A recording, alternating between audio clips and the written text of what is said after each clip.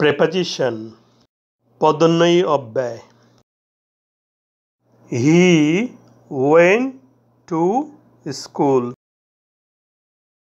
সে স্কুলে গিয়েছিল। এখানে গিয়েছিল ক্রিয়াপদ, ইংরেজি ওয়েন্ট, এটাই প্রিন্সিপাল ভার্ব। টু স্কুল অর্থ স্কুল এ। টু একটি প্রেপোজিশন, এখানে এর বাংলা অর্থ হয়েছে এ কার।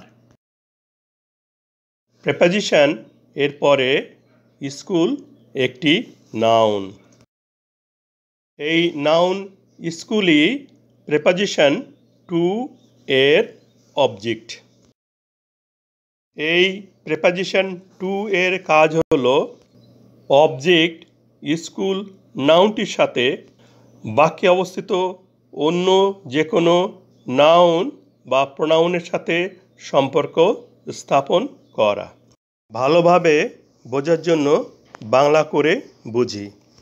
টু এর বাংলা এখানে হচ্ছে এ কার, এটাই পদোন্নয়ী অব্যয় বা প্রেপোজিশন।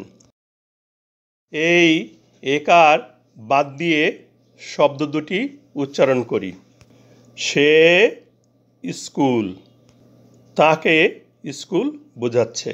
এবার এ কার সহ শব্দ দুটি উচ্চারণ করি। সে স্কুলে।